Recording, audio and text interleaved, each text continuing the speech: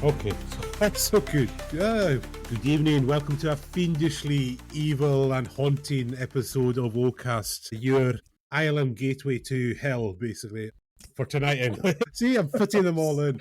So, joining me tonight, my team, I will welcome them back. And tonight, you are the Grim Reaper. That is excellent. Thank you very much, Cal. And also coming back, you're not spared from the punnage. I've got to really think because it's Rianne on a broom.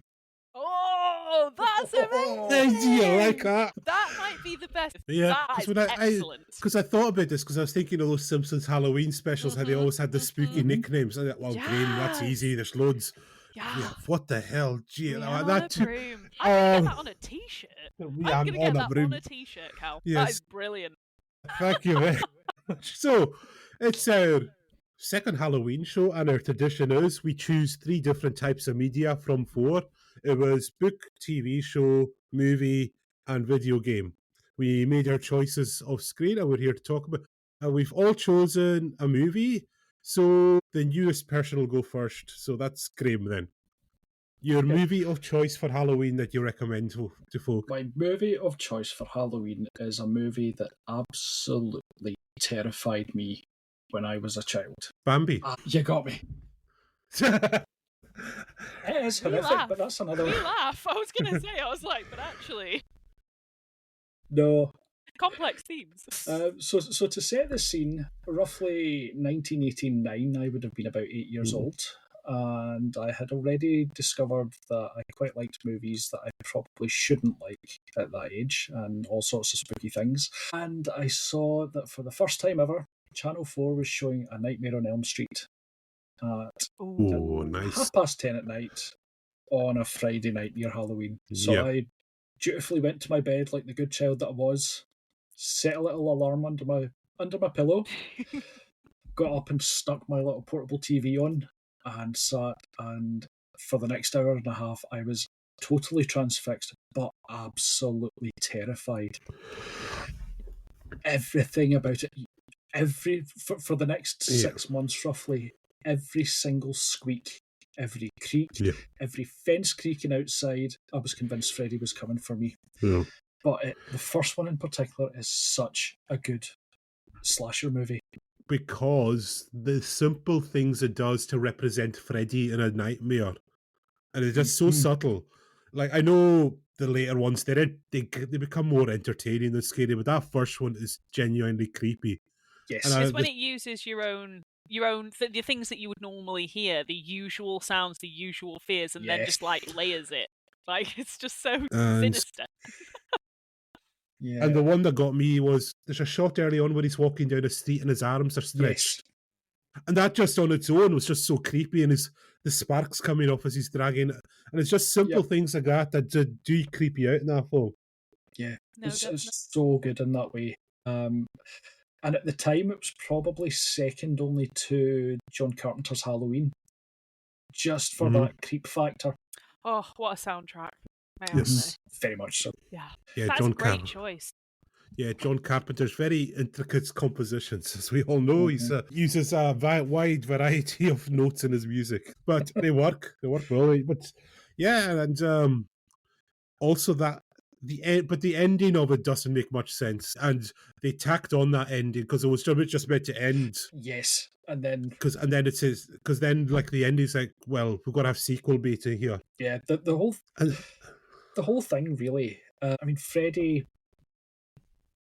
He's you've got the iconic design with, you see that jumper, you see that colour scheme. Even now, sort of 35 years later, I'm thinking, right, okay, that's Freddy's colours. You've got the glove, which it was just cool in a scary sort of way. Robert Englund he plays the character so well. He just gets it. The way he moves the whole way through it, it's just everything is a masterclass in creep. I think sometimes you do watch something and you go, I don't want to say you were born to play this because it's terrifying, but equally, I don't know if anyone else could have just done what you did. Yeah. And I have to ask, Ree, as a woman, did the bath scene freak you out even more? Like that hand and the It's enough. Yeah. I mean, what's funny is that my film choice will probably go into those realms as Yeah, well. right. But I will come to that. But Yeah. yes, I would definitely say that it's just like, it kind of just gets into your skin in like kind of a way that feels a little personal. It's like, oh, somebody, you understand me. That's creepy. Like, okay. Like, and it's just like, and also the iconic the ceiling shot where you just see the face pressing. It's just very simple compared to what.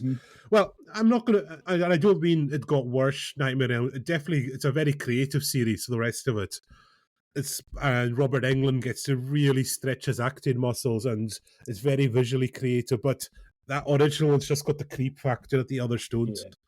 It's funny, isn't it? Because I think that sometimes it's like the kind of tense, like psychological, like kind of like not over. What's the word I'm looking for? Not like sort of over dramatizing everything, not like giving the audience everything to look at all of the time, is way more effective for me personally when it comes to creeping me out. It's like if I see lots of gore or lots of like, I'm just a bit like, okay. But it's it's great, and I'm sure some people love it. But like, it's that kind of really insidious creeping feeling, and just the little nods to everyday life that's like, gosh, no, thank you. Which is like something modern horror film, or what they call horror films now. It's loud noise, you jump. Loud noise, you jump. Something following you, music drops, you jump. You're like, okay. And you can kind of predict the jump scares with so many horror films now, because you know when it's coming. It's like music, silence, right? Okay, let's count to 5. Here it comes.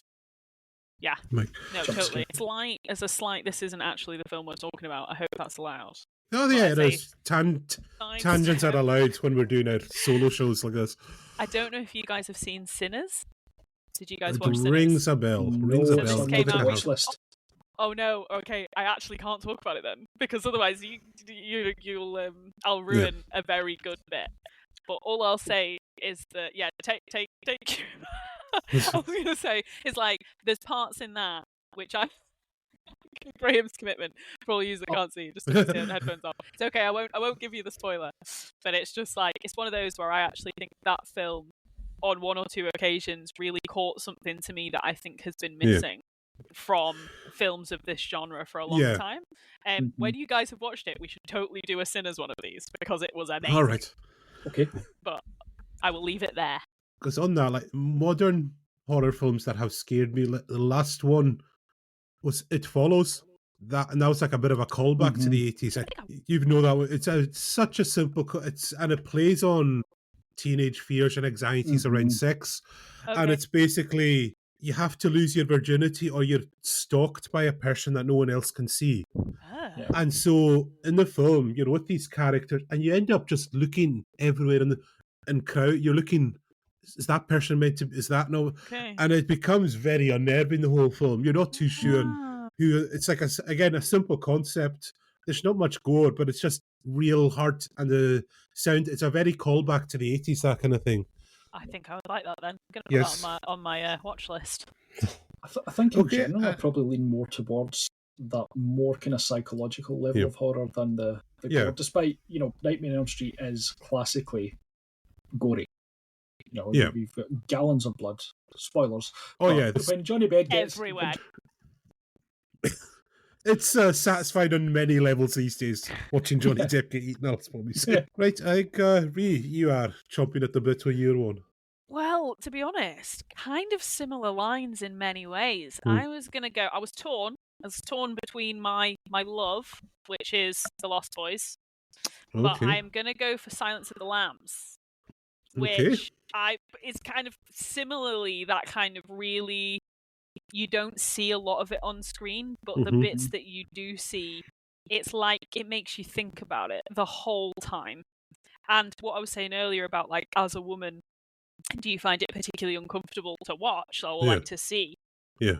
My partner and I actually watched it like a couple of days ago, and the whole time I was just sat there going like, I feel like, I don't know if he felt it in the same way that I felt it, but it was like, you understand, or the person who was, they were making it very clear that, like, I felt like Clarice, you were in that room and you were the only woman, and then you were handling like the the body and things like that. And I think it really just put you in the time and the place, and messed with my because the interesting with that is just mostly scenes of dialogue, just really intense dialogue, just really amazingly delivered. Anthony Hopkins. Or should I go? To me. I was going to say, what should I say? Like, because that, like it really, like it gets you. It's like it's so out of nowhere, and you find like he's so compelling. Yeah. But you're like this, but at the same time, like this guy is completely like he's literally going to eat your face. Like, why are you invested in his storyline? Like, it's I'm just meeting an old friend for dinner, or like whatever. Like, what does he say? Like, it's like. It's just I've totally butchered that last line, haven't I? That is not what it says. Having an old friend for dinner. Having an old friend for dinner. Thank you. I was like butchered, but yes, no. Having an old friend for dinner. But even then, it's like, why am I invested in the fact that like I shouldn't be wanting him to go get that? Yeah. Why do I feel like you do use this? Like no. And he's only on screen for something like 18. Yeah. Really short amount of time, but my God, what he did with those 18 minutes was terrifying. And it's just how he savors every word and delivery of it. It's just precision to unnerve you. There's so much of it as well where he's staring straight down the camera, though. So when you're saying that it puts you into that moment of where you feel like you are Clarice, that's the direction. Everything about that is designed to put you in that moment. That's very true, Graham. Yeah. No, definitely. And probably your thoughts on Jodie Foster in that role as well, because it launched her career into the stratosphere, I think, that role. Graham, do you care to take the floor on this one? I think in terms of a lead, there was everything there. You got that she was... The doubts that she had as a character came across so well, but at the same time trying to put forward that front where she's not going to be intimidated by Lecter. But who couldn't be intimidated? I think that's actually nail on the head statement. Like, because this whole time you're kind of going, it's because she's a girl. Like, and there is a lot of that. It's going like, oh, it's because she's a girl. She didn't check the corner when she came out because she's a girl. Or she didn't do the thing in the training because she's a girl. Like, no. When it whittles down to it, it's literally like, not only is she a badass, and not only is she incredibly good at her job and incredibly competent and very well trained, but like, who could stand up to this guy? Like, literally, no. Yeah, no. I think nail on the head. I think, got to ask your opinion. Was it Manhunt or Red Dragon that was before, the one with Brian Cox? Manhunter. I'm trying to remember. So what's your thoughts on Brian Cox's take on it, just to go off? Myself? Yeah, because it's your pick. Not aware. No, I've not seen it. You're not? All right. No. So I'm afraid I cannot answer that question. I am sorry. Because it was... Yeah. But you can't top Hopkins. No. I mean, obviously, I was just saying this not having seen the other one, but I'm like, that was absolutely chilling to its depth. And not only chilling, it was layered. It was, as you say, in 18 minutes, I felt like this person not only knew me, but I knew them. And it's a thrilling performance. And then the sequel, Hannibal, wasn't it? That was the sequel many years later that we got, which was... It became funny in the end. I was laughing. There was no threat from the guy. The scene where Ray Liotta's eating his own brain was just... twisted comedy then. It just became very camp and silly. But in a way, I almost don't mind things like, in a sense, it's like they've gone down a totally different road because they know they're not going to be able to remake a cinematic masterpiece. So they've decided to do a little bit of fan service whilst having a laugh. Like, to a degree, I feel like it's like, there's... Yeah, yes. I saw it in the cinema and I've seen it maybe twice since, but I can't actually remember. Is it Hannibal that ends with him and Clarice going off down a romantic route? Or was that the book and then they did an edit to the book afterwards? It's in the book she falls in love with him, isn't it? As I recall.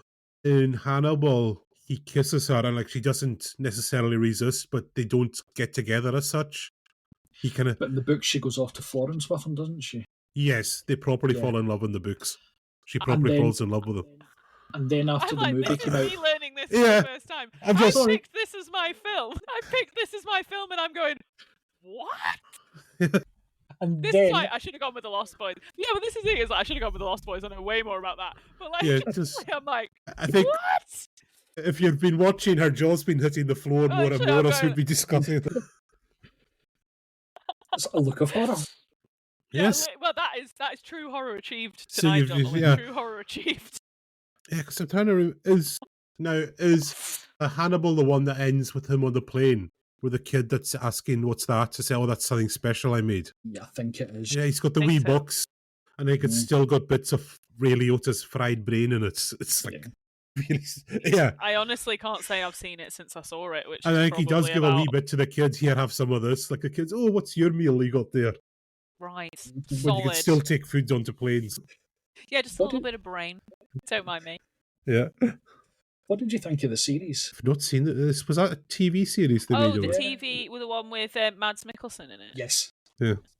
Yeah. I want to say I watched like the first two. I don't. How many seasons were there? Maybe. Yeah, I was going to say, I feel like I watched the first two of them. I don't think I watched the third, and I can't quite remember why.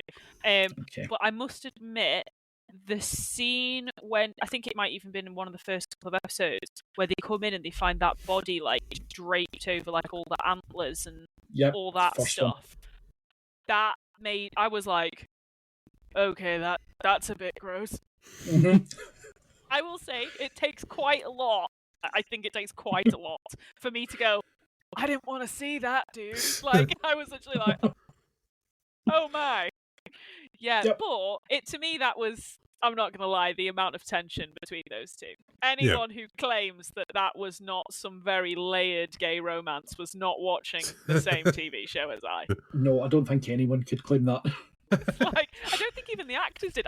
I swear there was like an awards ceremony or something where he was like flirting with him on stage and he was like, yes. And it was just like, okay. You honestly, Mads, I get it. I love you, I get it. Fantastic. But no, that was there also an episode with the mushrooms? I want to say there was like, yes, there was. Like there was mushrooms growing out. Yeah, that was weird too. Yeah, there was some good bits in there. I can't remember Series 3. Oh, you need to do that after today. I'm gonna go and watch a little episode after tonight. Yeah, enjoy. I don't think you're going to be reading the books after we've spoiled the books for you. You didn't want to. I'm gonna be outraged. But since the movie came out, they've reprinted the book with a movie accurate ending. Yeah, it kind of reflects what happens in the films. Yeah. Weird. How come? Like, was it just like audience reaction, or? I'm not sure. This reaction. Yes. Yeah. This reaction the whole time. Yeah. Just I remember reading the book beforehand, then seeing the movie. Oh, that's different. Then rereading the book, and the whole romance subplot was gone. Weird, but also interesting. I wonder if anyone, when our Halloween episode is released, I wonder if anyone in the comments could provide us with either some clarity or insight as to why that might be. Yes, if you're listening, because that would be cool to know. That's interesting. I wonder why they did that. As I said, probably because people's faces were like, Clarice, no! Like, no! Bad Clarice! Very bad! Stop it! Spraying a water bottle.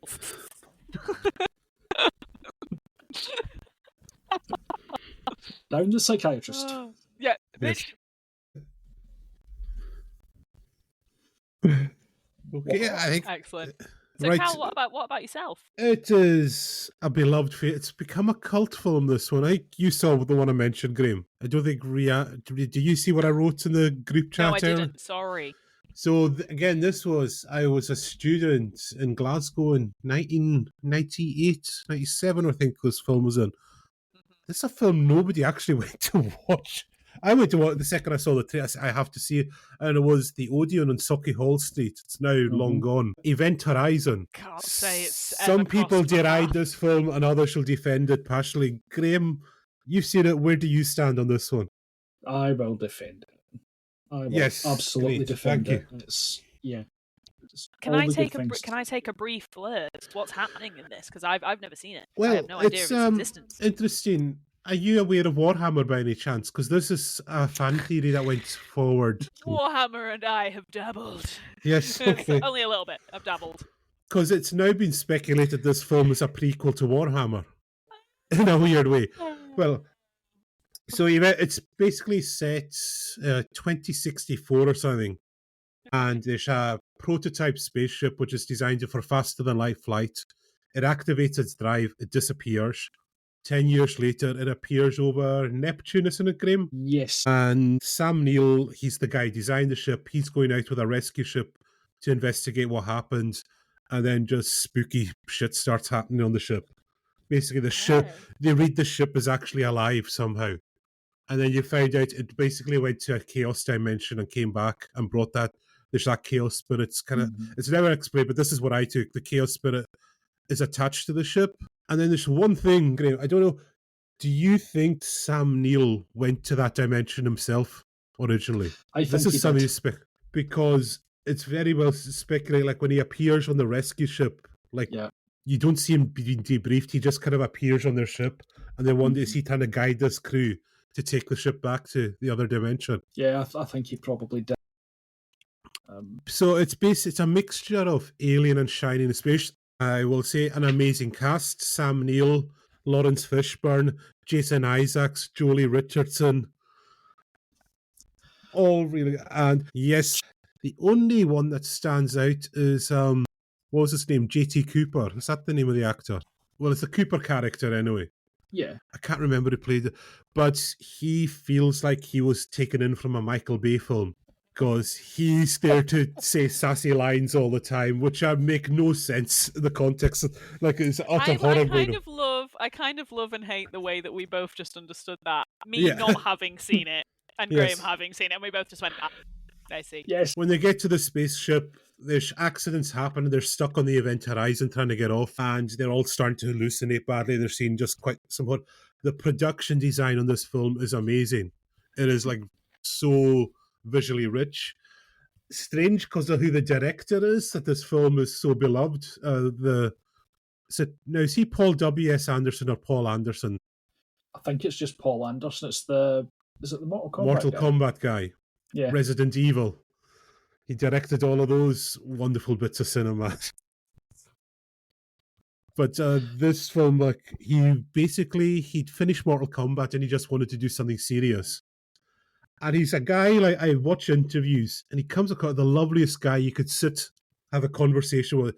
But most of his films are absolute dross to watch. It's that an amazing soundtrack. It's a mixture of Michael Kamen and The Orb. This techno dreads. It's like just a really amazing soundtrack. I'm just going to be making a list off what your guys' recommendations are. Right. I'm just going to say and The Orb. Yeah, it's like combination. Very good. Yeah, excellent. Have a lovely time. Graham, you can pipe in with some of your opinions on Event Horizon. No, I was just because I think you have your description of it being sort of Alien meets The Shining is beyond perfect, actually. That is the ultimate description of it for me. Yeah, and just like I say, a really rich production design. Like it looks like almost like a Ridley Scott film, this, which is so strange considering who the director is. But like it's just very creepy. It did disturb me. I think maybe because I was in the cinema on my own, because nobody watched this film. It flopped and it got savaged by the critics really badly. And it is, like I say, there's debate amongst fans. Is it a masterpiece or is it total trash? I go on the masterpiece side. I think that simply, when you go far, what is it, so far east, you west, like it's like when something is so bad, then it is actually gold. Like, let's not deny ourselves a little treat. Like, go with it. Hi, I like all of the Nightmare on Elm Street movies. Yeah. I mean, I'll be the first person the first person to watch a Hallmark straight after a highbrow. Like, I fear not. I watched a film this week called French Lover, okay? And I will say that with my whole chest. So the female lead moved to France where she opened a small bakery. No, but close. had no friends. Close. Oh. No, but actually, to be honest, it wasn't half bad. We watched the trailer, and the trailer was worse than the film, Right. which I was like surprised at. But The trailer was way worse. Anyway, not that that was a horror of its own kind, shall we say? Just to correct myself, it was Paul W.S. Anderson.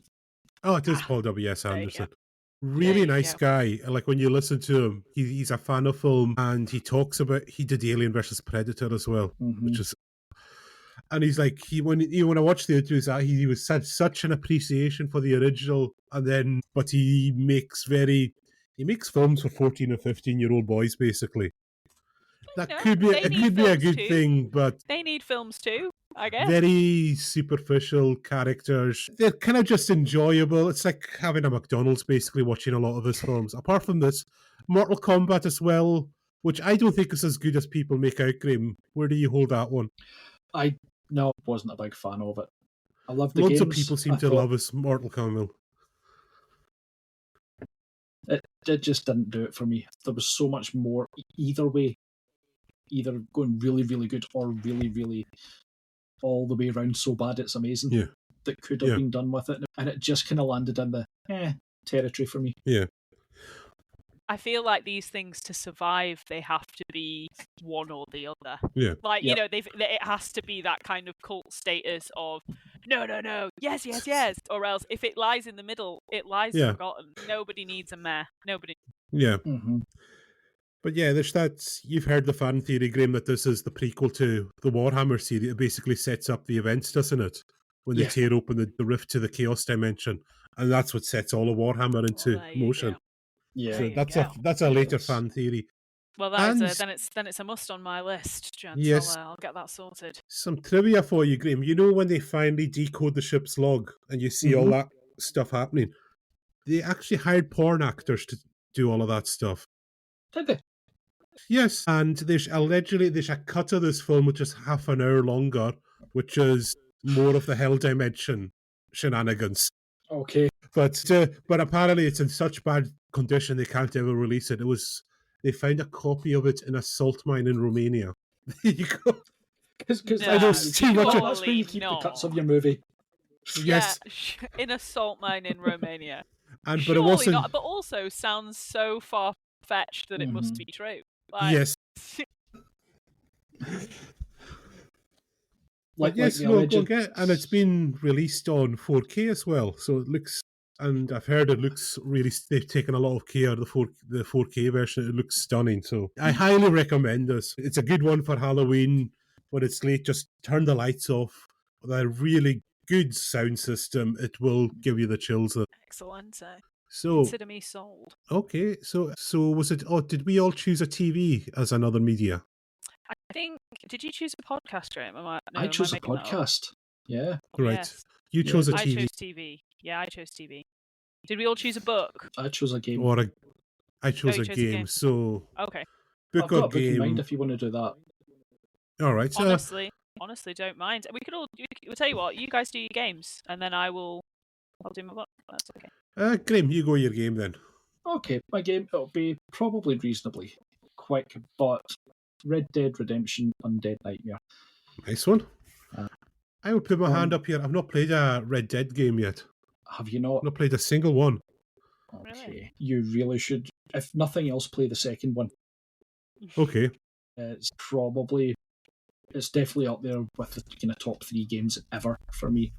Okay. Everything about it, from the art to the story to the acting to everything. But we're not here to talk about the new one that's not so spooky. So Red Dead Redemption was technically the second game in the series, because it was Red Dead Revolver before it. But it's the one that kind of caught on, and you followed John Marston, who's gunslinger, forced to work for the Pinkertons, forced to hunt down his old gang members. But there was a DLC package called Undead Nightmare, which had similar gameplay, but it was set in a zombie type situation in the Old West. So you're mixing elements of Weird West, you're mixing elements of zombie horror, survival horror. It was just so much fun. You had to think a bit more about conserving your ammunition. So although the gameplay was similar, you had a bit more of a challenge, certainly in the harder levels anyway, because trying to come across shotgun rounds was a bit of a nightmare. You had extra mechanics, like there was a blunderbuss that you could collect and use parts of zombies for killing zombies. And it weaves in it's obviously not canon, but it weaves in bits of the main story as well, and people that you've met along the way hinting that they might be behind it. And if you've played the sequel, Red Dead 2, there's a character you meet in that who is a nun who you actually meet in Undead Nightmare working in Mexico. So there's lots of little callbacks, call forwards, everything about it. The main thing for me though is it's just fun. Okay. Game should be. Really. Yes. Well, they can be frustrating because then you want to, because my other half's playing Silk Song at the minute, and I don't think I've heard. I've heard nothing but frustration. Like last year, I finally started getting around to playing Mario games, and yes, they're fun and frustrating at the same time. There's a lot of swearing involved getting through Mario games. There must always be balance. So I've not got much to say because I've got no experience of Red Dead whatsoever at all. But it's a Rockstar game, if I'm right. Yeah. So does it have all that kind of the Rockstar hallmarks in it as well? I mean, it's not got the same sort of soundtrack idea that the likes of a GTA has, but generally if you've played a Rockstar game, you know what a Rockstar game looks like. You know roughly how it feels. Picture that, but Old West with zombies added too. And at some point, I have actually bought the Deadlands TTRPG. Yeah. And at some point, I would quite like to try running that for tabletops, but it'll take a wee while to prep. All right, yeah, no problem at all. All I know about Red Dead Redemption in general is that the voice actor Arthur got quite a lot of stick in the good way for being quite surprised by the fact that a lot of the sort of maybe or otherwise orientated players with him saying "Come here, girl," enjoyed it a lot. That is what I have heard, and I'm not gonna lie, it has potentially piqued my interest into wondering whether or not that would be a game for me. But it's a game for everyone. I have not. It's a game for everyone. I actually only started playing games on the PC when Baldur's Gate came out. So I am incredibly new to that universe, and so I'm working my way through the classics at the minute, and it is on my list. But your recommendation was not, and therefore it now is. So I'll put that on there. Yeah, 100%. As I say, I'm working my way through, and Red Dead 2 is like the next one. I'm on Witcher 3 at the minute. Yeah. Working my way through. And Divinity. Yep. So I'm... And all kinds of... Divinity's on my wish list. Is it? Yeah. Purely because of Baldur's Gate. All right. Yeah, Baldur's Gate was great. Good times. Yep. Excuse me. My game I kind of mentioned briefly in passing earlier, but it's a very specific version of this Resident Evil, the first one. Mm-hmm. And it was the remaster that was done on the GameCube specifically. I just have such fond memories of playing that. Probably the second scariest game. The other one was the one I mentioned last year. And again, that's something no one's ever played. Eternal Darkness, Graham. Does that ring a bell? Sanity's Requiem. But I've never played it. There you go, Rihanna. Definitely check that. I think you'll really enjoy that. That's a game. Okay. I'm recapping what I said last year. If anyone hasn't played it, that's a game that actually sets to mess with your head while you're playing it. Because your character loses sanity effects, and then the game actually starts to mess with you and does things where you're not too sure. That's quite fun. Yeah. That's quite cool. Mm-hmm. I like that. That's quite immersive. I enjoy things like that. Just to go on that, because I remember there was one thing where the screen went blue and it said your GameCube encountered a fatal error and you had to take it to your... And that was just part of the game, but everyone just stood up and said, what the... But then it's the game doing that to you, so it actually breaks fourth walls to mess with your head up. But anyway, back to Resident Evil. We all know this. We all know and love Resident Evil, I think. Do we? Or do my... You get a bit of a blank look off your Evil. This is me. As I say, I'm reasonably new to this world as far as games are concerned. Through one way or another, I have come into contact with many. Let's say that once upon a time, I dated boys who liked games, and so I would sit and watch them. And so I have seen a heck of a lot of video games in my time.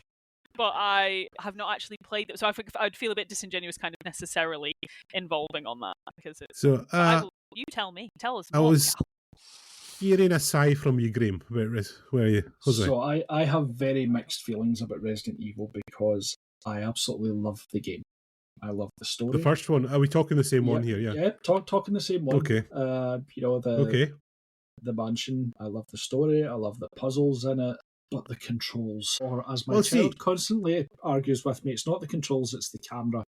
No, it's the controls. I hate them with so much of a passion. Now, I remember it was one of the first ones I played with tank controls back in the day on the PlayStation, and it was doable then, but I will hold my hands up. See, since they switched it to just the sort of 3D controls, the standard controls, it just doesn't play the same, and trying to go back to tank controls. The story, the game itself, amazing. Yeah, the atmosphere, that mansion, especially the GameCube version, they really amped it up. So, basic story, Rhiannon, is you play, what's the name of their team again? I've forgotten Star or something? Yeah. So it starts off, you're chasing a guy, and you get into a mansion, there's a zombie there, and then more uncovers. Raccoon City isn't a part of the first one at all, is it? No, that's later on. Pretty much contained. So this is just, but you find out with the woman with the really fabulous hat. That's a later one. That's the most recent one. Yeah. Okay, sorry. I'm trying to remember. I'm like placing this in my brain. But what's her name? Lady Dimitrescu. Possibly. I'm trying to think. I'm trying to imagine. You know what? Yeah. Scratch this. I'm going to look at some artwork whilst we're talking. I'm going to do that. This was probably the first game I remember playing where you had to do things like watch how much ammo you're using. Mm-hmm. You can't just go blasting every. You had to think, do I run past this guy? Can I get past them?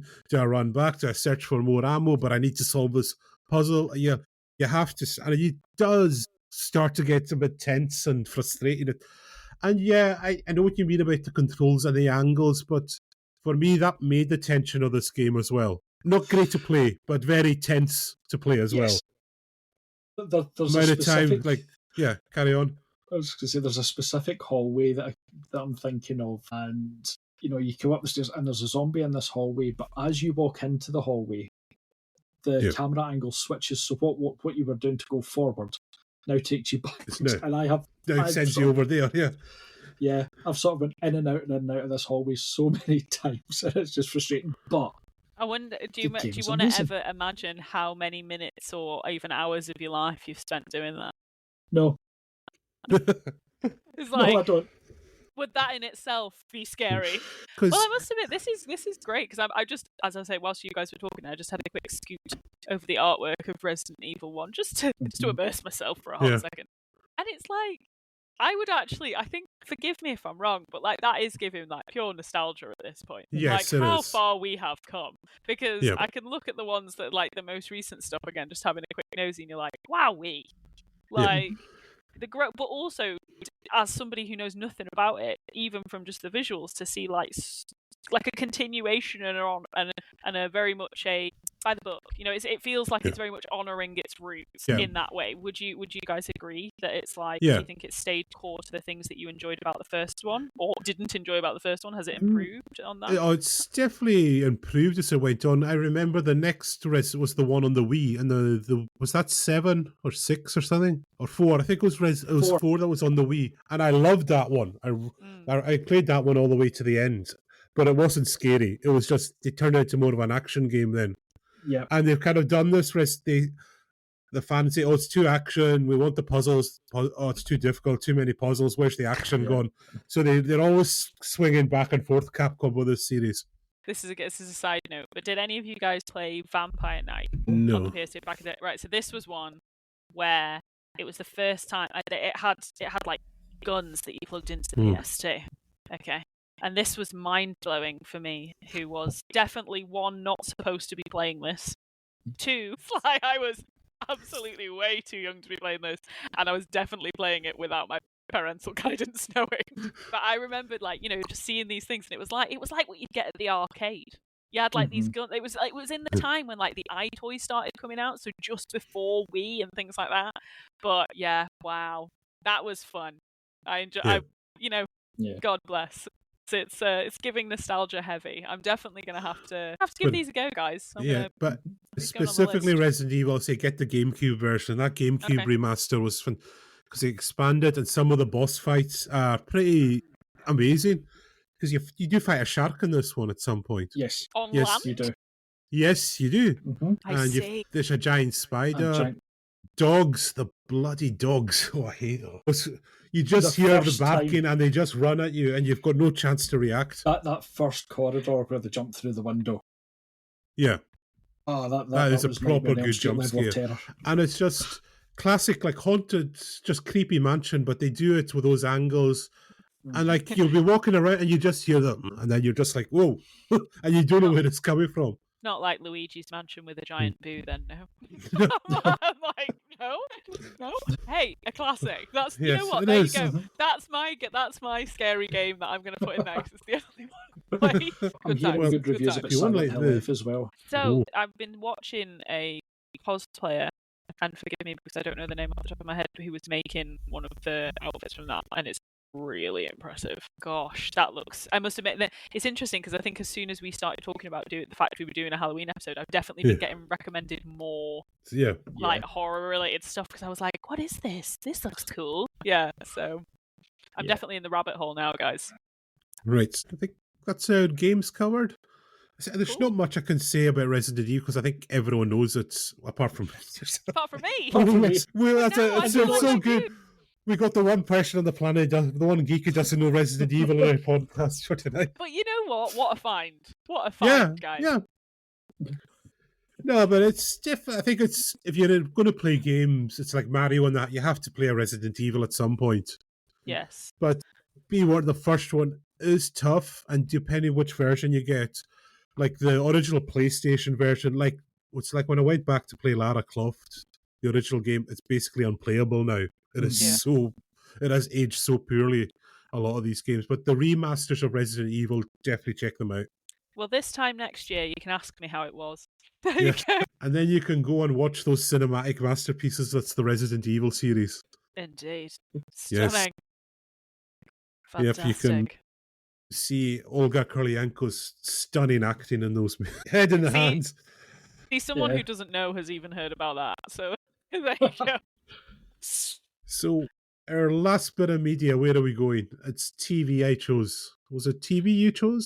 I had a book and TV. Right, and you had a podcast. I think we'll go with you, Graham, because the podcast's quite unique. So, it was just to mix it up a wee bit and have something different. So, there was a series, I think it was 2015, 2016, at the peak of Serial and the likes, when podcasting was all the rage. Who would do that now? Yes, Nutter would do a podcast. I know. It was called The Black Tapes, and heard of this. It was that kind of blurring the lines between reality and fiction type podcast. There's the two main characters at the start. The main journalist, her name's Alex. She's interviewing people with interesting jobs. She is effectively our Mulder for the purposes of this, and she meets a man, Richard Strand, I think his name is, who's our Scully. He is a skeptic, but plot twist, he might actually be psychic. He's also a little bit like James Randi, if you know, in real life, where he's got a collection of VHS tapes of the unexplained, which he's offering rewards for if anyone can prove the existence of the unexplained. So there's always the kind of story of the week for a while, but there's the overarching story as well about this. So it pulls in a secret society. They are the Order of Cephas, which is a breakaway order of monks after one sold his soul to Satan to create the Codex Gigas. It brings in things like, sacred geometry, which is like devil maths. Oh, yeah, I've heard that. There's sound components, there's real-world conspiracies. It brings in real composers, a guy called Scriabin, and links a lot of his stuff. So he did a lot of things back in today, pieces called things like Black Mass or The Devil's Song, that sort of thing. And it also pulls in bits from Ring, except there's a sound, and if you hear it, you will be dead within a year. But within there, they play that during the podcast, so that kind of messes with people's minds a wee bit. Then there's an antidote piece of music.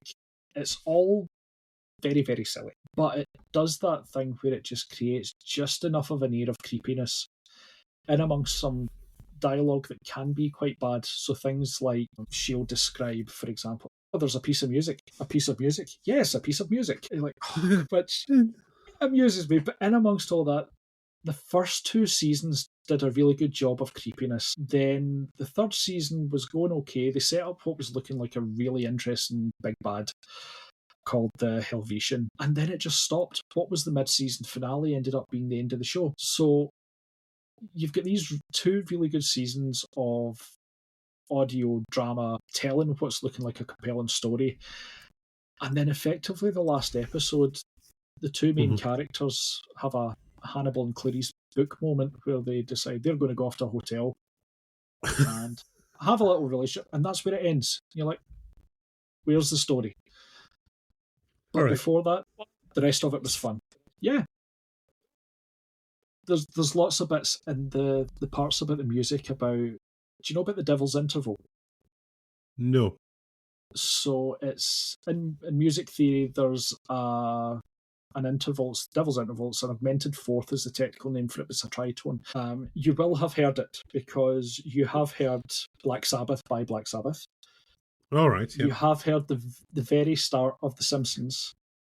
Maria from West Side Story, Failures, The Nurse Who Loved Me, Deftones, RX Queen, Audrey's Dance from Twin Peaks. All these things all use this interval, and it's like it's the furthest apart that notes can be, and it sounds really, forgotten the word, it's like unharmonic, and that gets used in it as well. And for a while it was appointment listening for me, and then it just stopped and ruined it with its ending. All right. Well, at least, we have an honest explanation of start to finish. I know what I'm in for. It's not going to hurt me.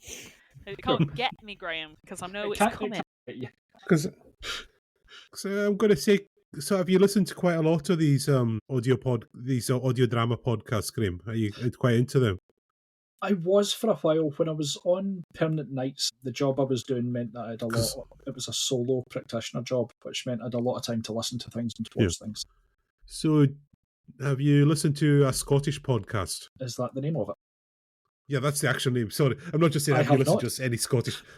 There's one called a Scottish pod, and it's quite meta because it's a washed-up radio DJ, and to make money, he decides to set up a paranormal podcast. That's the actual story. Okay. And it's him going, and he's a drunk, he's an alcoholic, and that plays into it. It's a very dark, morbid humor in it as well. It is great because that's the one thing I love about podcasts is like audio dramas have come back in a good way, and I love a good audio drama. It's true. Yeah. I like. I've just subscribed to it. What was that? Yay! You have to tell us how it goes. Yep. Because and I'll put my hand up right now. I would love to make an audio drama, and I've some of the Ocon guests have mentioned this to me. So yeah, watch this space. Something might happen yet. Never know. If any of you are interested in trying to do this project, I don't know what story it'll take, but an audio drama set in the Hebrides, there's got to be some kind of weird stuff we could come up with there. I mean, sure, we could book out. Yeah. So was it book or tea? It was book for you, wasn't it, Rhiannon? It was, but we to be honest, we don't have to spend too long of it if we'd like to get onto TV. I was simply going to say that Pet Sematary is probably my favourite of the spooky books or the scary books, depending on how you look at it. I would say Stephen King, King. Yeah. I would recommend this book on the basis that it's not like difficult to read. I think it's quite readable, it's quite straightforward, the story is linear, which I think in itself lulls you into a sort of false sense of security. Yeah. It's definitely not a jump scare by any means. I don't think it's a jump scare. I didn't think it was a jump scare. And it handles some, pretty difficult themes, a lot of relating to grief, and a lot of the ideas behind the book and the story, for those who don't know, is what's dead should stay dead. That's the kind of the general gist. The one thing that really set this apart from other novels that I've read, even once by Stephen King, was the fact that I read the book And I went, okay, I finished that book. That wasn't that scary. And then about maybe 10 seconds went past. And then I went, and it took me about that long to realise what I'd just read. And actually, the thing that was concerning about the story wasn't any of the things that you thought it was until about 10 seconds after you read the last page. And then you go, no, no! And then it's absolutely hanging and it's awful. And then, yeah. So that, I don't even want to go into it because I'm like, genuinely, if you haven't read Pet Sematary, you've never even glimpsed. I don't think the films really captured it in the same way for me personally. But if you haven't read the book, read the book because it is not very long, very straightforward to read, and afterwards you will be left with a sinking sense of dread that you will resent me for. So I say, read it. I've got to ask, are you a Stephen King fan by any chance? I would say a bit. I wouldn't say hardcore. I wouldn't say absolutely wild. I've read a couple of his books. The next question: really have you actually read all of it? No, but I have made a good crack through The Stand. Yeah. Okay, I'm most of the way through The Stand, which my problem is that after I started reading Stephen King, I was like, okay, I'm going to start picking books without reading the blurb. Because I realised a lot of the time I turned myself off stories by reading the blurb and going, not for me, which isn't always true. And actually, Pet Sematary was one of those. So I was like, that's great, because I didn't read it, I just went for it. And so I decided to read The Stand. But unfortunately, I started reading it basically sort of during COVID, which for all of us that were working during that time, I didn't need to necessarily, at the time, to come home and then read a book that was essentially about a virus breaking out and destroying the world. Wasn't really the vibe I was in. I didn't need that right then. So I did a really big portion of it, must be said. So whilst I haven't made my way all the way through it, I'm nearly there with The Stand, and that's a good old chunk. Yes. No, I was just curious. I wanted to meet someone who's actually read it, because it's like that is a marathon. That's a mega achievement. Yeah. It's a bit off the rails, isn't it, at times? Just a bit, and there's parts of it that are they're so hard to read, just in terms of the subject matter, amongst nothing else. But I was determined to finish it. I know I've heard of several scenes in that which we can't even mention without getting risks of them. But I've heard it's basically the book's that big, and it says that's probably the weight of the book is probably the amount of cocaine he took to get that book done, wasn't it? Must have been. Some might say. Am I right in saying that Pet Sematary is the book that Stephen King himself chose as his scariest? I think you're right. Yeah, I think that he did say that was the one that he was like, yeah, nah. And I'm like, fair enough. Because again, it is that so you read it and you go, this isn't scary. This is fine. I was expecting way worse. Like, that's kind of what happens. Yeah, because me and Stephen have that in common. There you go. Because one of my favourite scary films is based on a Stephen King book, and it's one of the few where Stephen King said the film is better than the book. They really improved, and it's one of the most. The Mist. Have you seen this now, Rhiannon? No. Watch that, and then get back to me when you see that. Graham, you've seen it. I've seen The Mist. When you see that ending, I want to know how you're feeling. I think we should watch. We should, do it. Maybe on Halloween night. That end. I don't know of anyone who didn't have such an extreme reaction to an ending of a film. I can't tell you where it goes, but it's kind of weird, The Mist, because it's Frank Darabont, and it's the anti-Shawshank Redemption. Shawshank Redemption is about hope and the best in people, whereas The Mist is just people are just awful. And there's literally a line in the film where a guy says human beings are fundamentally insane. He says, any two of us in a room and we come up with reasons to kill each other. Why do you think we invented religion and politics? That's an actual line. And it's only like the Matrix saying it's a virus or whatever, isn't it? It's like...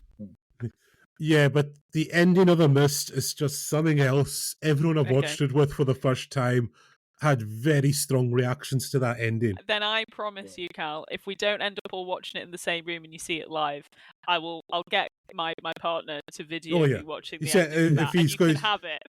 Oh yes, I'll be so fascinated to see how you react to that. Everyone reacts to that ending extremely badly, basically. Oh god. long as I don't pass out. That's my only request. No, it's something else, that ending. It's just... Yeah. Whenever I watch, some people just sit there utterly horrified in silence at that ending. This honestly, this episode's been great. Yeah. Everything is just like, it's going straight in my basket. I'm having a lovely time prepping my October. Well, I think for those of you that don't know, obviously we've recorded this slightly ahead of time, so Yes. my October is still to come. Yeah. So I can you can watch get away. ready in time and plan. We want, because I think everyone's going to want to see this reaction video. You watching the Mist now. Yeah. So the last bit of media is my TV show. What more can I say? The Twilight Zone. Is there anything else you can say? Just those two words. I think maybe what might be better is, what's your favourite one? I'll go Rhiannon. Favourite Twilight Zone episode? Classic Twilight Zone we're talking here. I don't know. I feel like that's going to be a bit of a difficult one. Oh, I've not watched it for what I'm trying to think. Like individually, I don't know if I could pick the right. I feel like. Oh, I thought that was great. Right. Then I thought that I was like, yeah. It's difficult. I mean, I'm trying to just have a quick scooch so I can see you guys go, and then I'm going to follow in and say, because I'm not as good as episode by episode of this. This is why I do the Buffy stuff. Yes. I was like, I know everything about Buffy. But I spent all my time watching Buffy, so I'm not as. I've got a light doing strange things here, so I'm just going to try and stop it. Okay, that's no problem. Oh, I thought you were doing it to be spooky. I thought you were referencing something there. I thought you were doing a reference there, but no. No, you take it away, Carl. Go for it. There's too many. Like you're just in love with the whole thing. It's like, and it's just something we don't get as anthology series. We don't get enough. They're Black Mirror, yeah, but we don't get anything like this. This was just writing and themes. Like for the 1950s, he pushed the barrier so much, Rod Serling, with all the analogies in this. There's The Monsters Are Due on Maple Street is depressingly relevant today. Yeah, true. Is Grim, are you muted or are you just invisible now? I'm just invisible while this light's doing its best to have a seizure. Do you know this one, The Monsters Are Due on Maple Street? Is that the one with the... Is it like a power failure or something? Oddly, he says, while his light's doing strange things. And it's very heavy allegories for segregation and racism in it. Yeah. And he said, and how they turn on each other and these like, aliens watching them. They're like mass hysteria. Yeah. Like kind of that. Absolutely. And then, what's the other one? Time Enough at Last. Absolute stone. Everyone knows that. Mm-hmm. That's the one with the guy who loves to read books, and at the end, when his glasses smash. Remember this, a nuclear war? Is this ringing any bells? Yes. Yeah, very much so. Yeah, sorry. Yeah. That's one that's just kind of transcended the Twilight Zone almost. Yeah. Because he didn't have time to read. Yeah. And now he does. Yeah. Yeah. He's all the, like he does say he has all the time, and then his glasses smash, and then he can't read anything. So it's another one a lot of people have an extreme reaction to at the end, but it's again just brilliant. And it's Burgess Meredith, who went on to play Mickey in the Rocky films. So the star there. There you go. And Penguin in Batman 66. Yes, that's right. Graham, favourite memorable Twilight Zone episode? We'll just go for memorable ones. We don't have to have episode names. What's the one with the... What do you call it? It's the little boy with powers, and it's the town... Like, you can't find the town or something. All right.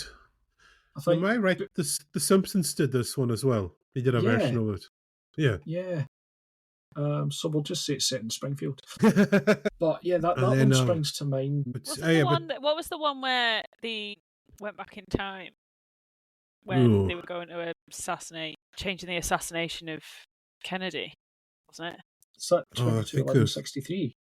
The Stephen King adaptation. I don't think that's a Twilight Zone, because Twilight Zone was in the 50s. Was it? Am I thinking of the wrong thing? I think that's why I'm getting confused. You might be. Is that more of the modern versions where they've tried to be? Because I was following it up, and I'm like, I think I've got these two very confused, which is fine. But there's no what can you say about Twilight Zone that's not been said? Masks. It's just the masks was terrifying. Yeah. That was the one where the guy's dying, so it makes people wear the masks in order to get their inheritance. That was just... And then there's another one I remember where the guy dies and he thinks he's gone to heaven. And it's that line at the end, what makes you think, why would God make heaven like this? He's got everything he ever wants in life, but then he's getting sick of everything, and then he realizes he's actually in hell. Mm-hmm. Like, that's just the twists for everything. Just always like some, very ironic, very just dark humor. And like just what Rod Serling did, like, especially pushing women's issues and issues of racism in the 50s, American TV, he did it so cleverly and put it in. Mm-hmm. And he was actually warned about, like, when they read some of the scripts and he changed them up but kept the themes in there, and the TV execs were none the wiser. But yeah, he's just an utter genius, Rod Serling, when he came up with it. And do you know that he did want to do the voiceover, but they refused him at first. They said his voice would turn people off. I guess when you listen to it, you can't help but hear that very distinct delivery he has. And then there's another one I remember. I shot an arrow up into the sky, and it's these astronauts that land on a planet, but they've actually landed on it. It's like a bit, you say, oh, that's Planet of the... And that's what I found watching it. It's like, oh, that's this film.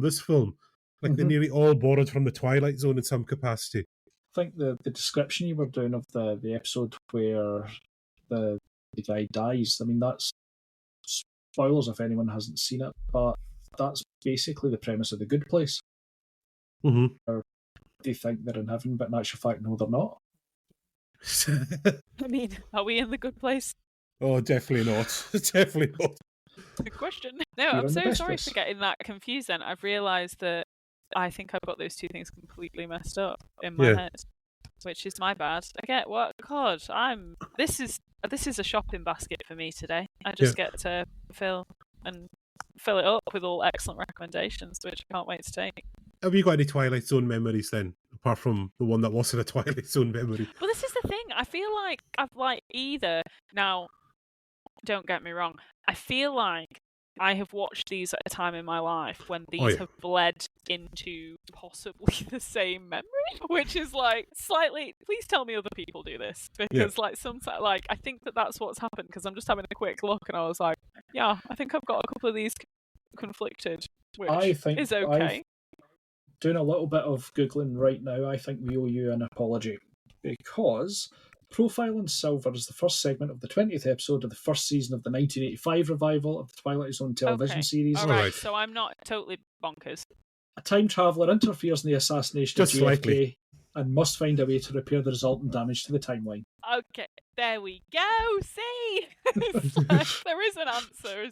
I was literally sat there going, why have I imagined this? We were just 30 years too early, Cal. All right. It's fine. I feel safe now. Thank you, Dave. But no, I would have to say that just means, again, yet more fun for me. I'm going to have to sit and go through the 1950s, because obviously there's more out there. And of course, Graham, you're a Star Trek man. You know the one we've got to mention. Yep. Yeah, Nightmare at 20,000 feet. Another bit of Shatner. Yeah. I was going to say you can't beat a bit of Shatner as an actor on screen. Again, real life, maybe not so much these days. Well, yeah, but no, is just so iconic. Just his response when he looks out the window. It's every bit of Shatner that you ever wanted. That doesn't involve him singing. Does he do that? No. No. If he doesn't dramatically fall afterwards, I'm not buying it. It's a bit difficult. He's on a plane. No, he'll find a way. There's not enough space to fall. No, that's Life you're thinking of. And then there's one that's really he's alive. Do you remember this one, Graham? Not from the title. It's because it's one of Dennis Hopper's first ever roles. This. Okay. And he plays a neo-Nazi who's haunted by dreams that Adolf Hitler's still alive. And it really gets into deconstructing and attacking fascism, which, imagine, in the day that saying fascism is bad would become a controversial statement. But that's the reality we're in these days, apparently. Doing my best not to get us kicked off the air by... Yes. Well, we shouldn't be, because, But yeah, it's just, I don't know, there's just too many superlatives every single episode. And the one advantage it has, but you can just dip in and out of this whenever you want. But it's interesting when you watch it, you'll just see, oh, that's that film. That's that film. I've seen this story before. So influential and broke so many barriers for its time. Like when Rod said he was under so many constraints, but he broke down and put some incredible. When you look at 1950s TV, it was basically you got to be nice and safe and pleasant for everyone. Yeah. Which speaking of which, Pleasantville. There's another film recommendation I can throw in. There was one that before, and this is actually just jumping backwards slightly. But when we were talking about podcasts and radio things, how did we not mention War of the Worlds? Oh yeah, well, how did that not come up? Because that has just occurred to me. I was like, when obviously that was first released, and that fella, there was at least I think several, but there was an instance where I think a man in Germany may have, I don't know what we can say on air, but I think he killed himself and his entire family because he thought it was real. And he thought that aliens were literally descending to Earth.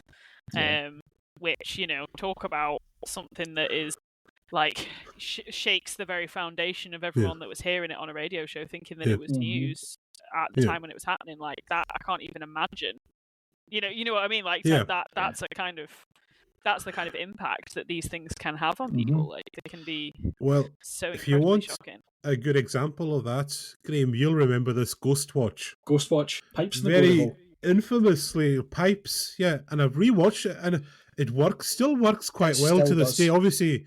But at the time, people were convinced that was real.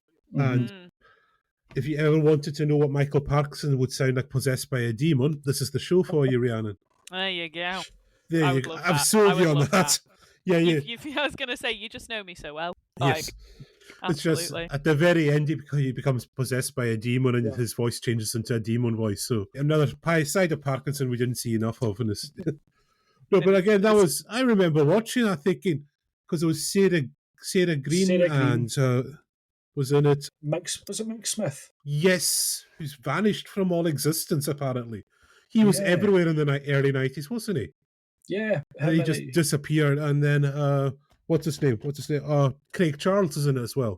Yes, of course he is. He plays a presenter in that. Dave Lister himself. And I just remember did I just watch Sarah Green get killed live on TV? And then I was just afterwards, because I was this kid, said no. And then I think it was later on in the week they had to explain because people did panic. They thought it was presented as a real.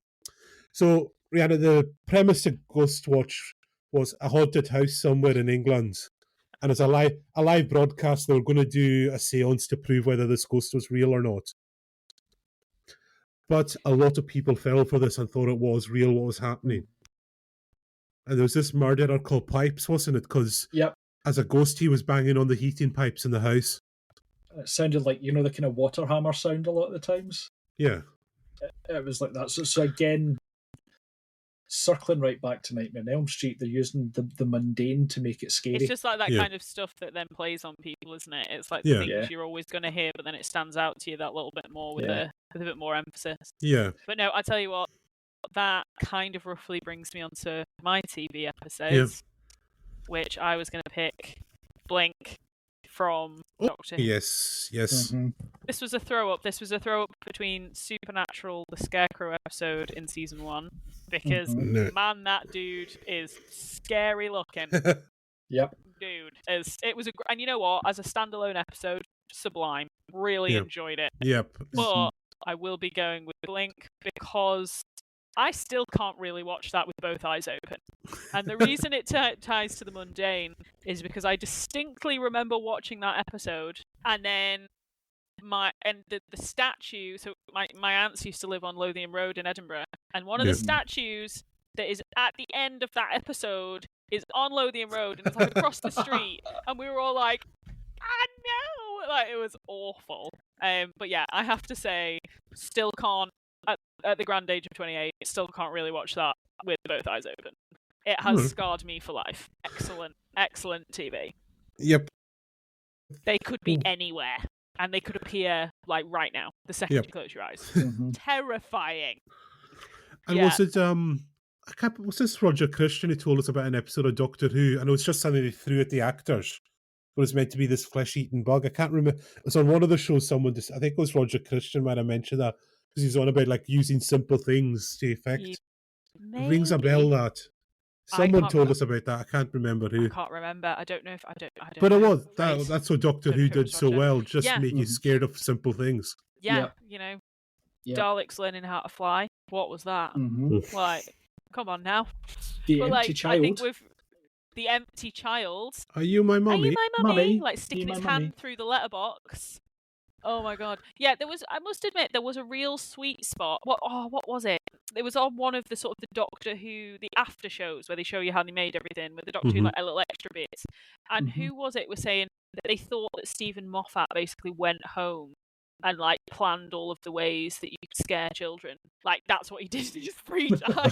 And like they said, one of the cast said that, or somebody said that. It was really funny. And I was like, there was a point in the sort of 2000s, maybe even early 2000s, when Stephen Moffat and like the Mark Gatiss kind of combo was really good. And like, but when I think when Stephen Moffat is allowed to be released a little bit more, and write the things that he does have some moments of absolute sensational TV, and Blink was one of them. I'm pretty sure he wrote Blink. I think he did. Yeah, but it was 12 out of 10 on the fear factor, and also the fact that it could appear at any time. Just to cycle a wee bit with Mark Gatiss being mentioned, what's your thoughts on Inside Number 9? Because obviously he did League of Gentlemen with I watched League of Gentlemen. Yeah, watched League of Gentlemen. Sardines, Sardines, and that I remember. Oh, now this can really go somewhere, and I feel like I don't know why I dropped off it. This will be an ongoing theme, folks. By the way, you'll notice that sometimes I get distracted, and then go watch something else. Guilty as charged, unless it's very, very captivating or it's like something that I love, and so I watch it incessantly. Yeah, I remember the Sardines episode and thinking, well, yeah, that kind of messed with me a little bit. But no, I like his right. I think sometimes they get it really right, and then sometimes they get way too involved with themselves. I mean, I have to say, Sherlock loved, followed through, like, and then going to, and that was a shame because I started like, and then ended like that. So, I think Andrew Scott's Moriarty was sort of the peak of the show. Sublime for me, but absolutely sublime. It was. I'm not sure what the Hound of the Baskervilles was trying to achieve. I was getting really confused after that. There was still some good episodes in season 2, but it was like third season. What is going on there? That's not even a hot mess anymore. That's just a mess. But yeah, no. There are times during their combo where it's really paid off, and League of Gentlemen. Some episodes of that which are just the most horrifying things I have ever. Different kind of horror, guys. Very much so. It's like when he accidentally puts the wrong dog down. That literally, I actually don't think I ever recovered. And that's the easy stuff. I mean, that's like must be first season stuff. It gets way weirder than that. Way weirder than that. That sits alongside, you'll know the episode I'm meaning in Peep Show. Oh.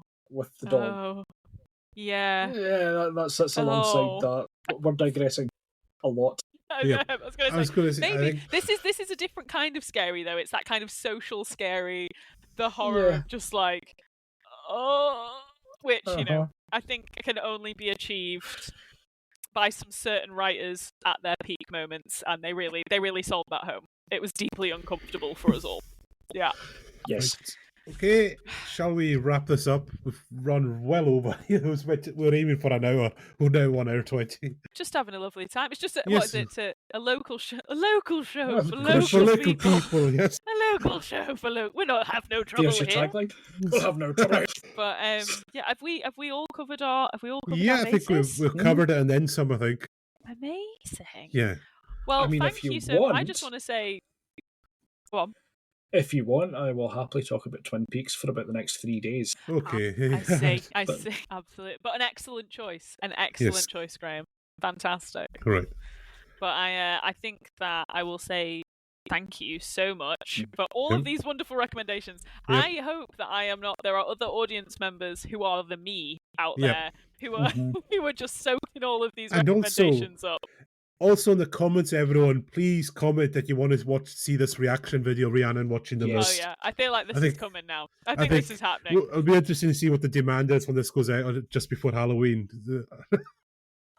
Just be like, yeah, that's it. I'll commit to it. Oh, we'll yeah, watch The Mist at some point in the next month.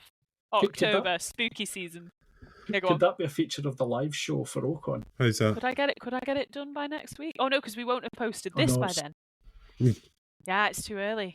That's a shame. That is a shame. Next year. That was a good thought, though. Next year you'll have to pick something scary, and I'll do an annual live reaction to something I haven't seen. There you go. Yes, we'll recommend something awful, something that's going to shock you to see. Yeah, that sounds Right, great. Thanks, guys. I'll sleep peacefully. And on that note, as this is, we hope you don't sleep peacefully because this is Halloween and the time for nightmares. So I hope you've all enjoyed. I hope you got some good recommendations, and like, follow, subscribe, give us a review, helps us out in the algorithms and all that. And yep, we'll all see you very soon on the next show. Or shall we say? And the next show we're recording is Buffy Part 2, so the Heb Scoobs are back. Yeah, so this is the bit where this time I'm not sat there going, I haven't seen it. Yeah. I haven't seen it. This I'm like, I have seen it all. Give more. Give more. All right. And I remember every single thing. Yep. All right. So bye, everyone. See you later. Bye.